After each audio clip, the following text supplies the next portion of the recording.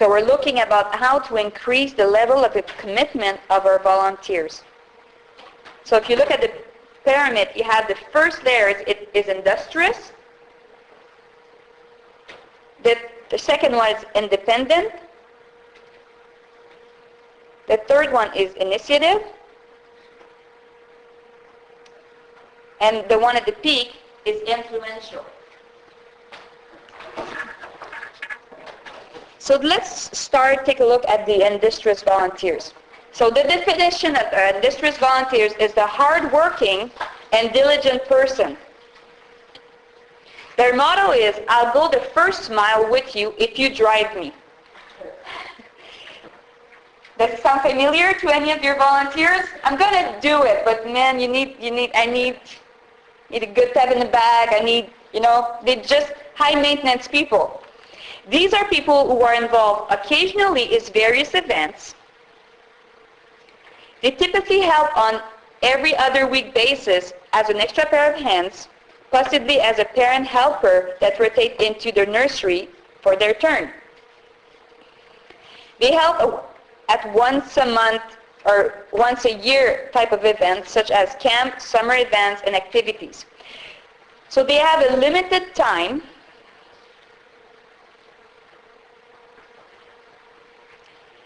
and they are once in a while volunteer. This group is mostly likely not to show up on their day of service or forget to tell you when they cannot come and work that certain day. They rarely, if ever, attend a teachers or training meeting, and they have a low level of commitment. Those are people that they are needed. They're best for rallies, used for camps, rallies, and concerts, those once-in-a-while volunteers. You want to use at least of these people as possible for your small group development, and everything that it requires, you want bonding. And sometimes you talk to people and depend on it's just a matter of placing them well too. If there's some position in your ministry that require them to be there, and if you ask them to be the shepherd, they cannot shepherd a heart once a year. Okay, so there's just at that level. And the reality for most volunteer, less you do it, the less you will be committed to it. So, sometimes we have the tendency in the ministry to say, well, I'm going to put you in the schedule once every 2 months, and because we're afraid to ask for more, and we're afraid that they're going to say no. But the truth is that the less they do it, the less they're going to have a heart for it, the less they're going to have a commitment to the kids, the less they're going to be responsibilized for it. Am I the only one here? I used to have a volunteer bank when I pastored at things about 150 people. And I have tons of people on our rotation list for preschool. Just tons. And at some point, I was look at my volunteer list, and I would just dread that I would just come in the office and always have those in my box for my messages, those pink little notes. I look at them and I'm scared. I just know it I can't come, sorry I can't be there, so I ran sick, or somebody forgot. I just and at some point, I try to go away from the rotation basis to a more regular one. And there is people that are willing to give more time. We just need to find them and put them at the right place. But in general, sometimes we want to always lower the level. Lower the level of commitment. We say, well, we're not going to ask you too much, but often the more they do it, the more they feel attached. My husband's teaching a class with boys, and he's in a sense, he's happy to teach every 2 months, but in a sense, I miss them. I feel that, so you can talk to him, Andy, about that. He's I miss them, and I feel I kind of, during that time that I'm not teaching, there's missing something. We need to bridge the gap here. So there's that.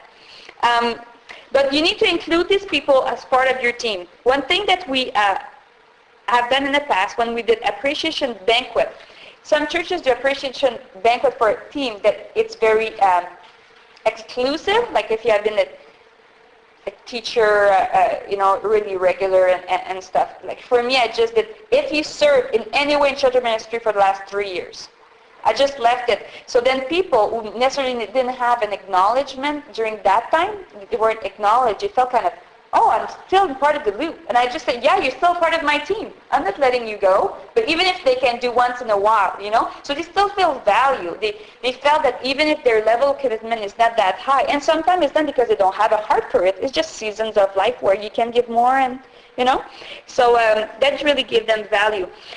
The danger with that is just that to settle for warm body, okay? I have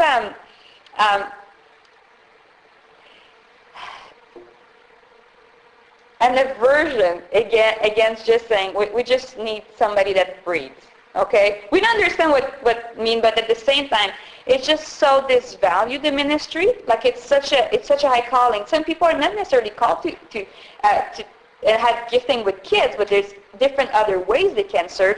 But and we know the meaning. We know the meaning. Like you have a very low level of skills and come, we're going to train you. But just to say that means like, well, it's not really important, And just by doing that, we're just killing the image that we send. So as you recruit, you want to have always volunteers that are giving testimonies. Sometimes if you have some platform time and to other people, match a volunteer that is more experienced to someone that is new or doing a once in a while and just really value their work and that they can see that person. Sometimes they are here like once every 2 months and like, I don't know how I'm going to do it. But they see the other person's like, well, that person was at the same place. They just decide to push and do it more often and getting used to getting to know the kids and they fell in love with the kids. You see? So just to communicate that passion. And don't forget when you recruit, it's an experience. It's just like I went to a church at some point and I was so mad. They didn't have a children pastor, but the associate pastor said, okay, now time for Sunday school during the summer. We know nobody wants to do this, okay? Like, we know that. We know none of you want to do that. I don't want to do it. Who wants to do that? Why would want to? And he starts to go, and I'm like, I was burning. It's like, do you know there's no way people would want to do it? This is exactly why people are not coming and volunteer, because of the way you are acting right now. So you want to make sure to just not to kick yourself in the foot while trying to recruit volunteers. So how to minister to an distressed volunteer? You need to encourage them.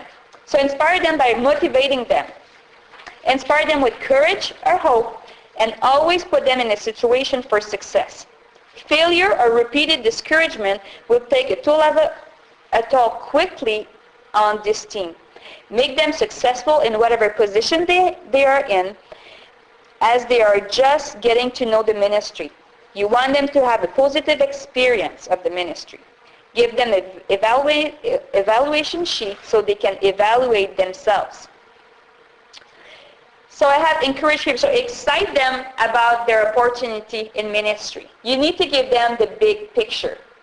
Sometimes if someone will come once a year at your carnival and would just host a booth or taking care of the cotton candy station, like, okay, how does that help reaching people for Jesus, Especially people who end up being put in a more disciplined area, like, why am I doing here? Like, do I like to torture myself? Like, what's the deal, So you always need to keep them in mind the vision, the big picture, why we're doing this, how God valued the children. So you want to just keep them in that big picture and remind them the vision and mission of your ministry. Because maybe some of your co-leader might be familiar to it, but maybe some of that once in a while volunteer might be, they might not know what it is about. I mean, we think that obviously it's about that, but people who are not familiar to your ministry, they might just not know, and we think they do, but they don't.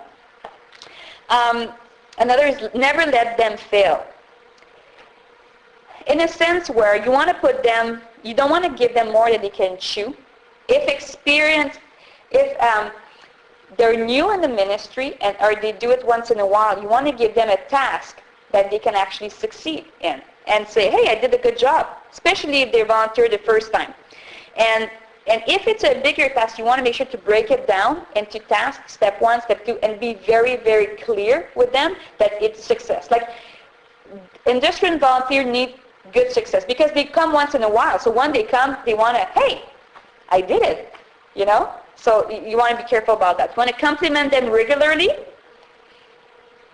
and be specific. Like if I introduce, let me give you an example of that. Pastor Andy the Hook is my friend. Let me introduce you to him. What I appreciate about Andy is that he is very diligent in his work. I love the excellence that he put in ministry. And I love that he is great dad, loves to play with his kids, go outside, outdoor thing. He's just great. You see, I introduce him, and okay, that's Andy. Well, every time you introduce someone, you have the opportunity of lift them up. Every time. So keep that in mind. As you introduce other people, how about you just say, just think about one thing that you can say and just encourage them. Hello, come on in. Sorry. That's okay. That's okay. And that's, you know, it changed my way of ministry. When you introduce, every time you introduce someone, you have just a great door open to lift them up. And they're like, oh, I like being around that person. And then they come in more often to be around you. So offer assistance and guidance. Anticipate their question.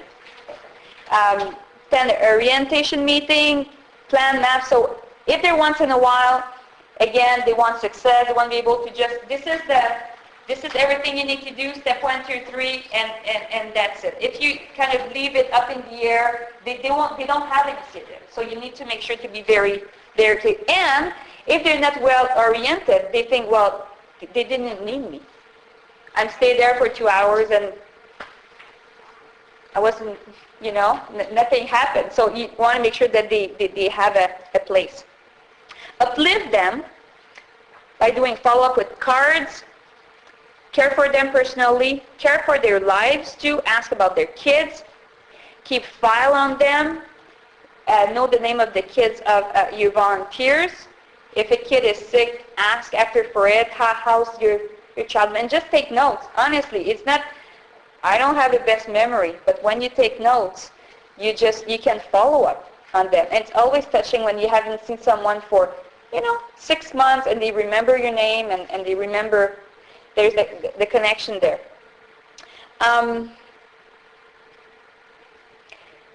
Where was I at? Pardon me? Yeah, recognize their contribution as significant. Always keep their eyes on the goal. Remind them they do make an eternal difference. And sometimes the task is not rewarding, but you need to remind them even more that they're doing, like in the nursery, it's like, can be a changing diapers. Well, how about you have a life that you can pray for an hour? When do you have, and I have 3 kids under 5, my life's busy, Like the best time for me to pray is holding my baby in my arms and just pray for him, pray for the kind of dad he will be, pray for the job that he will have, pray for his children, grandchildren, pray that he will become a man of character, of courage, of strength.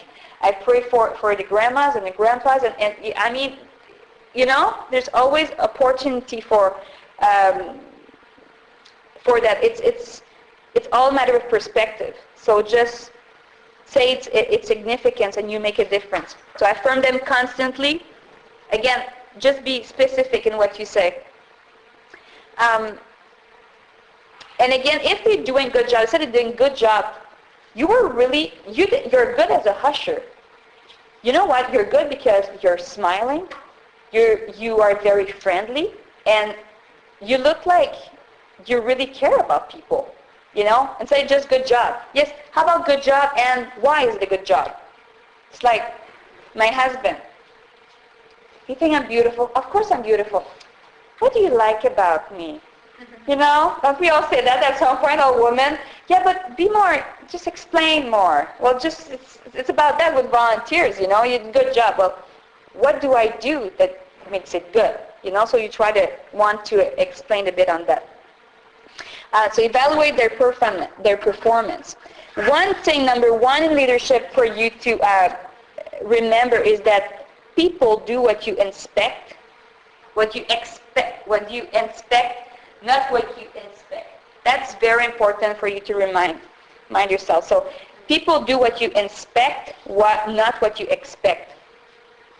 So you can keep in mind a list of volunteers and what is their expectation, and that you actually follow up with them. And the best way that I do self-evaluation with volunteers, because I do evaluate my volunteers, but I give them as a form of self-evaluation. And different areas of ministry, and I said, so how do you feel you did in those areas? Can be preparation, can be praying for the kids, can be just life character, can be attending church, outside of your, do you attend small groups, a different area, and I let them evaluate themselves. So as they evaluate themselves, 80% of the time, they teach themselves. They know what they need to improve. And instead of coming, well, this needs to change, they tell me what needs to change, and I can just well, let me help you. How can we make a plan of action to help you? Self-evaluation, mark that. I have one that really thought she was amazing, which was always late. So we have, love and truth, like Jesus, grace and truth. So we have lots of grace. We have some moments of truth. But most often, people just know what they need to improve. And then as they know, just, well, I'm here for you. How can I help you? The independent volunteers. Any question about that? So we're going to go from the industrious to the independent volunteers. Any question about the industrious volunteers? We're good? Okay, definition of independent volunteers is a person who is self-reliant. Their motto is, I'll go the first mile with you. These people are involved consistently in advanced youth group or Sunday school. They may teach on Sunday mornings or in a midweek program. They do enough to get the job done, but will not typically create or invent beyond that which is required of them. They are consistent and know how to get the job done. They are often open to change as long as it does not require too much effort from their part. So the best way to introduce, I love when you're smiling and laughing because I know. So the goal is that as we're doing that, my deal would be to have enough time to just have you identify those volunteers. But please, as I speak, or maybe right after during the break, so just take the time to put names under each category, and then you say, this is my industrious volunteer group of volunteers, this is my independent, this is my I'm looking for the other ones, I can't remember, and the other ones, and just take the time to see what is the plan of action I'm going to do with them, just to increase their level of commitment. Okay? So the best way to introduce change to them is by showing the picture of a visible result. So what do you see at the end? These are the change. You see, it's like we're going to change. We have, at Glad Tidings, we had to change all the sign in, sign out. We had name tags for the kids. We had signed diapers, no diapers. We had sign for allergies. We had name tag and a lot more because, and the reason why we have a lot of custody battle, and we need to have safety alerts. We have some people with allergy, and we are downtown church, so kids had to be really well identified with the picture of the mom and the dad or the caregiver in the back. We never leave the kid going without the picture of the right person picking them up, and just different things like that. And people got frustrated.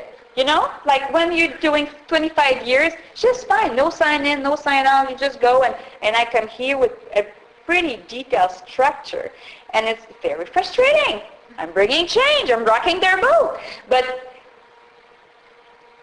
They don't like it often, but if you're able to why are we doing it and what is the direction, the safety, as we want to grow for the kids that are, and we were ministering to a lot of people from the community, so people need to feel safe.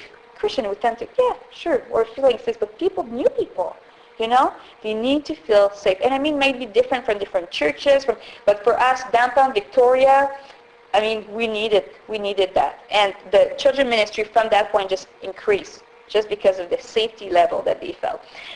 So they need to be, the independent volunteers need to be inspired, encouraged, and equipped. Share a story of life changing with them. My computer doesn't work, but it worked. But I don't know that something with the projector doesn't work. But I made a simple PowerPoint PowerPoint presentation that I project. That's it. And it was pictures about just the ministry, just different kids that are in our ministry. And so they're worth it, just pictures. And honestly, no budget, something very, very basic. And when I left 4 years after, we have mural paint, policy. We switched from 3 different groups on Sunday morning to 7 different groups that we have to make sure to minister better to the kids. We have like many kids. And when I left, I just showed those slide of the kids like 4 years ago when I just came, and the vision that I've cast, and say, look at us today. And they're looking around, and for most of it happened in 4 years, and it was amazing for them to just be able to compare and to see, to build memories, like keep track of where you come from. I'm a visionary, and I love how can we make it better, but it's good to take a time and well, look at how far we've gone. That's pretty amazing. And look how far we've gone, and then it gives them fuel to say, hey, we've done all this road together. Well, this is where we're going now. Okay, so it's good. It's a good thing as you just want to encourage those independent volunteers. So you want to train them, supply them with training or schooling, provide ways for them to do their job, their ministry better. Ask them where they need assistance and look for magazine articles, books, games, or whatever else may benefit them in their teaching environment. Look for training opportunity in the community that would benefit your teachers and take them with you. Every time I go, any kind of conference, any even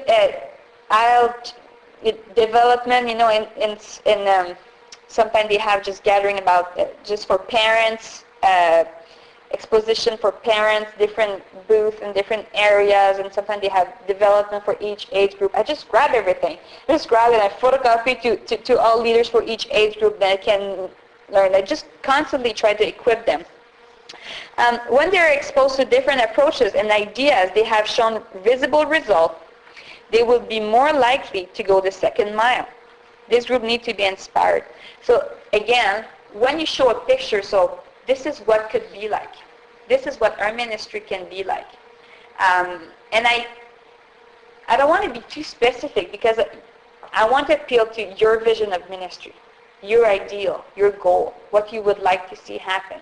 And sometimes we look often outside, like in my building and stuff, but even in the life of the kids, that's the greatest goal. The facility is just it's a tool. It helps. But really, what we want to see in the life of the kids and build our vision around that and just remind them of that and have goal and say, it's like a destination. This is where I'm going. Do you want to come with me? There's a sense of journey, of purpose, not a sign of, okay, I'm doing this, I'm going to do this next Sunday, but why? I know why. Because this is where we're going with the kids. This is where, and just to have a life mission statement, like for me, my life mission statement, if I want to prepare myself, my kids, and the world around me to meet with God.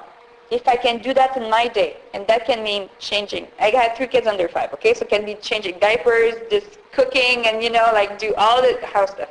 But even if I get to do these things, this is my day.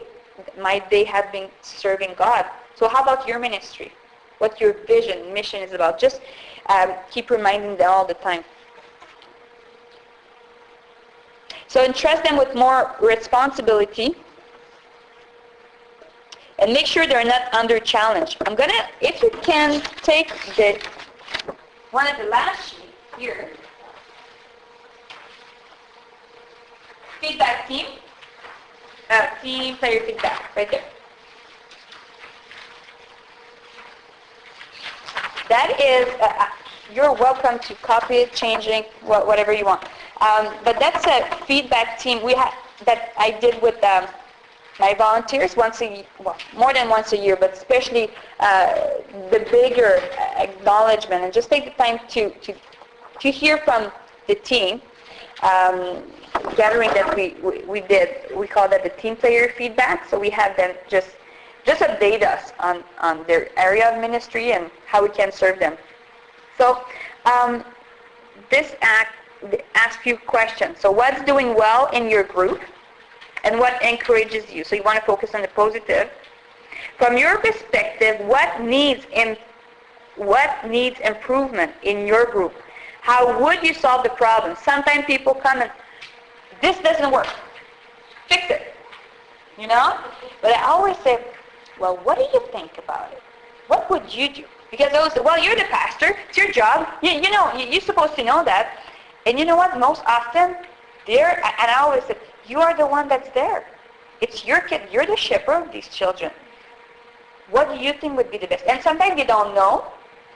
And then they come to you. And sometimes they know. And then you say, well, you know what? Maybe I'm thinking about, maybe if we do that. Well, I think we should do this. So what they really say, they had an idea in the beginning. So, so you better just ask them, so what do you think? What would you do? You can ask them, if you would have $100 right now, where would you spend it in your class?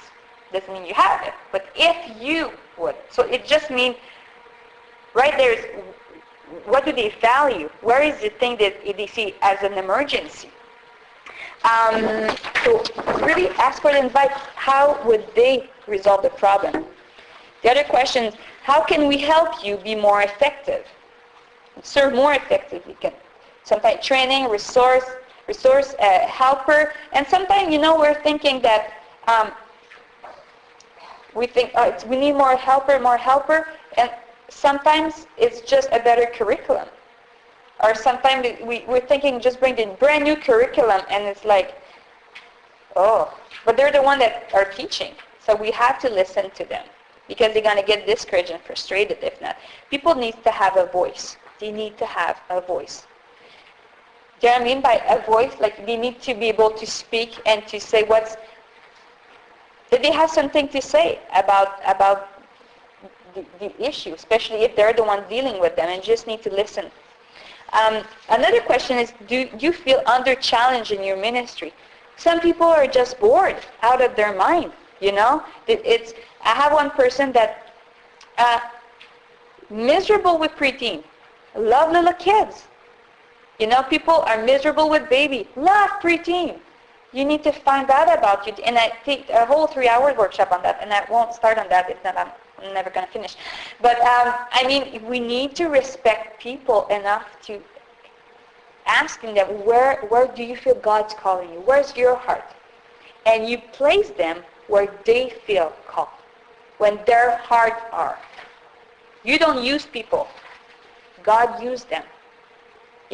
Using people say, well, I need people in the nursery, you're going to go there. I don't really care if you can, if you like it, if you feel called. At some point we have like level of minutes at preschooler. We just have people volunteering for preschoolers like crazy. For elementary, it's really hard. Sarah Jane, how are you? Good. I need to introduce you. Sarah Jane is a friend of mine. Which was sneaking in quietly. I pastored the church I was talking about. I pastored. Sarah Jane, I got to hire Sarah Jane, like 2 months, and I had the perfect assistant, I'm so happy. And then my husband said, we need to move. So I had to resign. But she's still there, so that's good. I really appreciate you. She's so awesome. And so I'm just talking about GTE business and stuff with them. And so do you feel under challenge in your ministry? Explain why. And the other is, do you have a gift or talent that is not being used to your full potential? You have notes in the back. Do you have gift and talent that have not been used to your full potential? And sometimes we have people that just are amazing painters. They're just amazing in different things. We just would never necessarily think so, or even think about using that skill into ministry. They do a VBS at Platinum Church called the Glow Day Camp, and we have the kids coming for an hour service, and then they choose some elective. So through the years, we have kids choosing scrapbooking, wood building, woodworking. They make a huge pirate boat, like huge, massive pirate boat. Those little 6-year-olds, they were like, ah! It was amazing. We have, they could painting, even chess, drama, like all different kinds. Build-A-Bear sewing, they make some Build-A-Bear clothes. Huge winner, like huge. And just think that instead of saying, well, this is what we're going to do, and then we need people to fill those positions, it's who do we have, and what can you bring to the table? It's just such a different perspective, different way to lead, and just work the people that you have. So that's on that page. We can just go back.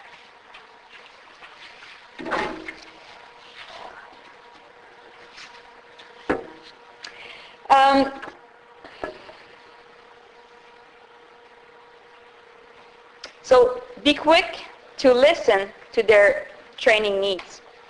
So always be like a coach, having the attitude of, how can I serve you? Every time I would go with people and just meet the volunteers and the leaders, I just said, so how can I serve you today in your group?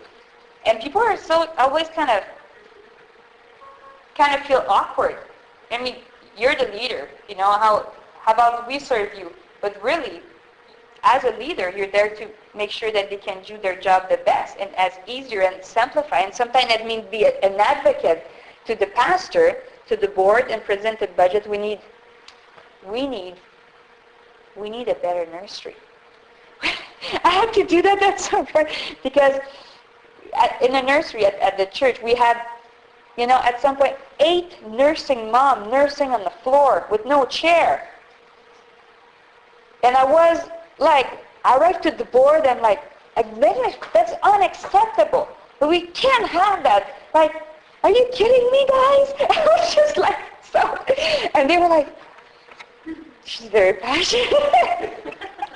Oh man, with a little young girl, like, gosh, so unacceptable. And what I did, I presented, I explained, I wrote a letter of what it is to be a mom with 2 young kids in the Sunday morning.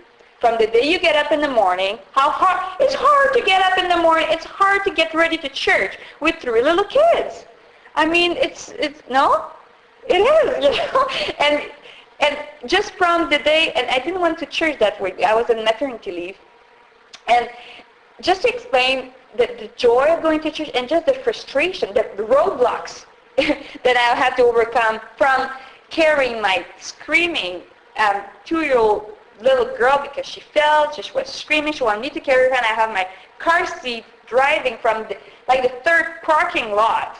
Like, it was ridiculously long.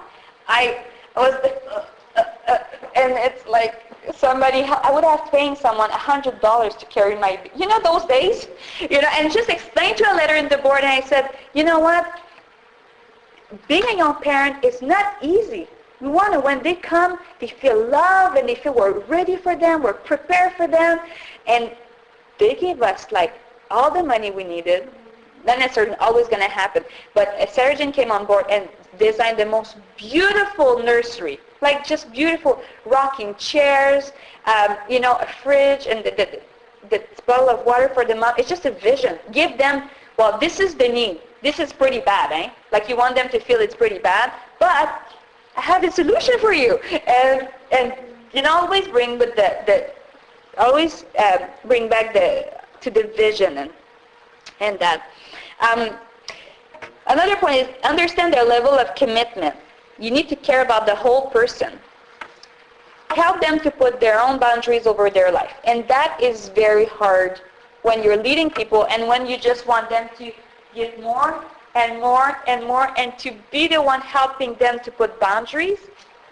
It's hard. The temptation is like, you know, if you want something to get done, ask a very busy person. You ever heard that? You know what? Long term, it doesn't work. Long term, it's not good for your ministry. You burn people out. It's not good for you. I want to be seen as a healthy person. I want to be seen as a leader who required out of our team a healthy life, you know, and just to care about them and help them put boundaries. Sometimes it's can be even work. There's sometimes when I say, you know what, I don't want to see you. You need to go home. Your husbands need you. And your husbands. And sometimes we need to do a rush. Sometimes we just like a conference or you just do it. You just like, you just press through and it's hard, but you just do it. But you know, overall, when you see something that's unhealthy, and you know, sometimes to release a volunteer might be the best thing you're doing. You know, we have a couple very hard time in a marriage. She was coming on Sunday morning, just like such a, and I hugged her, and I said, come back when you're ready. We love you. We care about you. We care more about you as a person than as your work that you do for ministry. And who was there like 6 months after, more motivated than ever, because she was committed to me as a leader, because I care for her. You know, if I was just concerned about filling a position, she would, you know, you like when people care about you. It's the same thing. So involve them in your training. At that point, independent volunteer, you can involve them in your training. And maybe an area that they feel confident in, that they can, again, you want to give them opportunity for success, but give them a platform where they can actually share experience of what they've learned. Plan and set goals with them for the future development. That creates accountability. You can have a team meeting every month with that. And I just wanted to do parentheses on before you let a volunteer resign.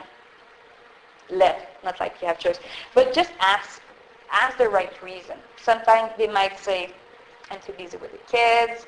Sometimes they might say they want to do another ministry. And you know, most often there's one issue going on. Either they feel under challenged, underappreciated. So we're going to look at that a little bit later.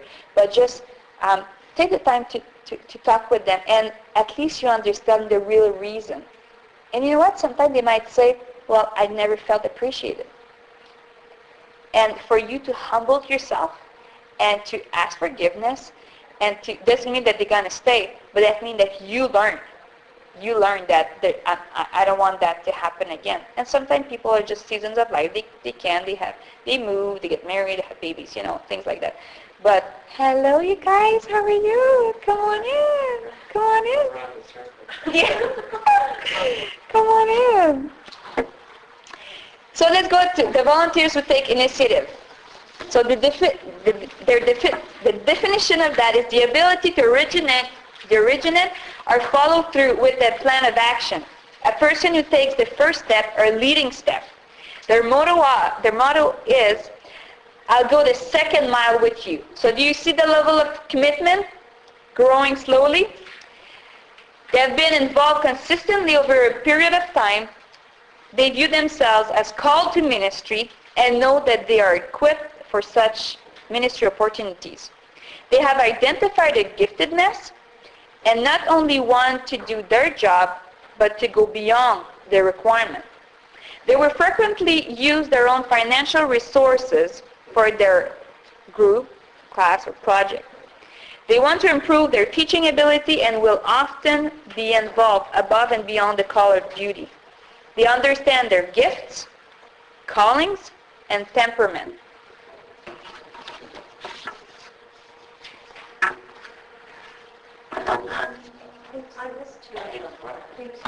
Sure. You want me to repeat? Yeah. Sure. That's why I have a screen usually, so you guys are you're good and patient, so that's good. Just let me know. They have been involved consistently over a period of time. They view themselves as called to ministry and know that they are equipped for such ministry opportunities. They have identified their giftedness and not only want to do their job, but go beyond the requirement. They will frequently use their own financial resources for their group, class, or project. It's class, it's in it, just leave it like that. They want to improve their teaching ability and will often be involved above and beyond the call of duty. They understand their gifts, callings, and temperament. Those are people that actually have a good idea of who they are. I minister with people through the years, want to serve as intern. You can have Bible school and youth degree and children ministry and all of that. And they arrive in the ministry and they're not quite where they think they are. You know, they're, I can do that. I can totally do that, you know.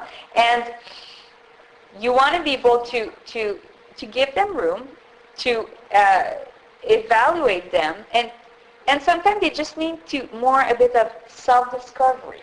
I call that self-leadership. Learn how to be healthy in ministry, how to arrive on time, how do you raise your level of their diligence at work, raise the level of your level of excellence in ministry, how you view the kids. It's like I see that as a price tag, you know. It's basically how we honor the kids. The word honor, it literally means a price tag.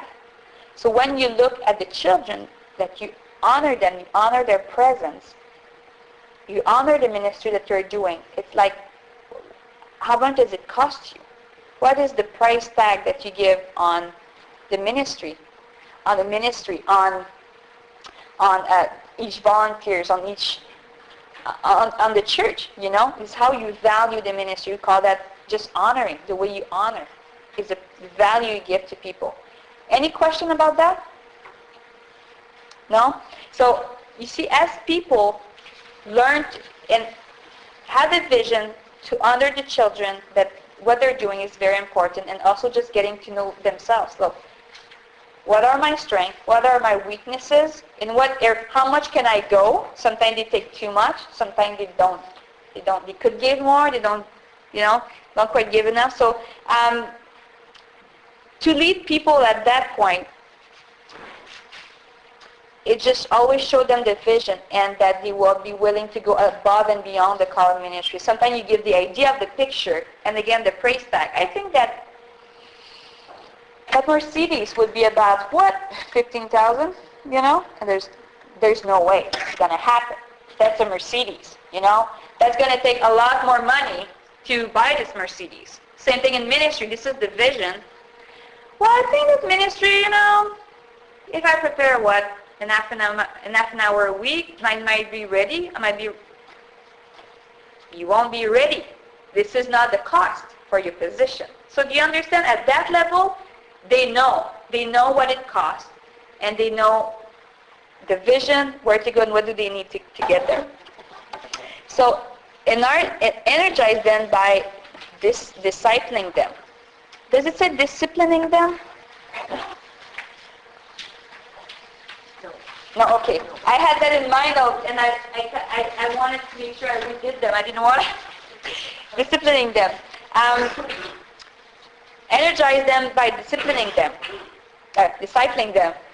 So French. If someone is taking initiative. They're certainly acting on their own accord. So continually cast vision to this group and list their help as teacher training by asking them to share or co-lead with you. Give them a project and let them run with it. So it's really the time to release them. You trust them, you train them, you see what they can do. You know that what they handle, they can carry it and they won't fail. It's going to be good. You know, they have many good experiences. And so it's a time to release them. So you want to educate them by example. And you know, Jesus hung out with his disciples. Jesus didn't call them his volunteers, you know. He called them my friends. They're my friends. They're my brother and sister. They're people that we're working in. So, you know, educate by example. And how do you able to educate by example is by people being around you. Be accessible. Be with them. In that level, you want to start to do mentoring with them, one-on-one. What we cover on mentoring sometimes can be personal life, well, obviously something about personal life, but time management too, life skills, how to be healthy and balanced in ministry, just take a time to prayer and fast together. And basically the two principles in mentoring is two questions. What is God is telling you? How can I help you fulfill what God is telling you? How can I help? It's very simple. It's not coaching. Coaching is, okay, we're going to work together towards your weakness. I see something, I'm going to address it. We're going to make a plan towards that. But it's initiated by what I think. And mentoring is a lot more about it's all about them, where you feel you should go and how can I help you with that. And I have a mentoring sheet. I don't have it with me, but where I put the name of the mentee, mentor, mentee, the date, the objective. What is the objective that we have over a certain amount of time? Usually it's a month. Then I meet with them. I meet with them every month. And then I have, under that, I have obstacle. So one can be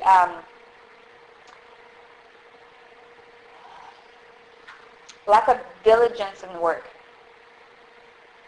The obstacle can be I try to procrastinate, and I'm not punctual. I'm not on time. So that's an obstacle that's stopping me from being diligent in my work. So I actually make a plan of action with them. So what is the action that you can take right now, today, to change? What is one step that you can make? Can be preparing all my stuff the day before, right close to the door, just make very practical step of what can you do. And after you get to them next time and say just to do a follow-up. So how did that work for you? And sometimes it's just very personal and tend to go more toward like counseling, but just care about them, like what's meaningful to you. And that's how I do mentoring. You can mentor them in can be life skills, boundaries. What other area can people be mentoring? Just shout your question out loud. Personal devotion. Yeah, sometimes it tells you, so how was your Bible reading this year, your time with the Lord? It's kind of, somebody's going to ask me now. Accountability. What else? Pardon me? Schoolwork, yeah, if they're totally. So, yeah. Because if they want, especially if they're teenager in their youth, and sometimes they get very involved in everything else in school, but we need to focus them on what's important in that season of life. Yeah, what else?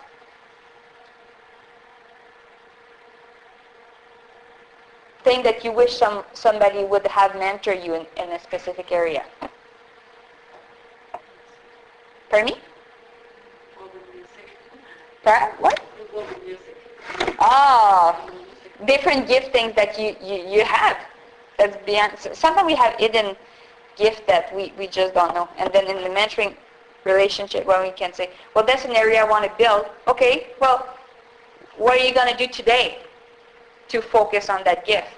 We could say, oh, next year, or maybe when my daughter goes to school, or maybe when something else. Now, what today can you do to learn? You know, you can start to read books about it, just different ideas. We're actually at 2 o'clock. I'm about half of my presentation, but I do have another hour that after I will be sharing with Q&A, with a bit of Q&A and different things. I might go a bit faster after. Does it answer some of your question about volunteer management? They give you practical tools. I try to be very practical here about STEP, just how to be a good leader, basically, with them. And so we're going to have a 15-minute break, and after we're going to give the platform to Pastor Andy, who's going to teach for an hour, another 15-minute break, and after I will come back, and at the end we're going to have a time of Q&A question. Yeah, obviously Q&A question, yeah. Question is cute. And we can just talk about, if you have any question about leadership and things, common things you try, we just want to leave it open after that. So you have 15-minute break, and so you can have time to just wrap your head around what was shared.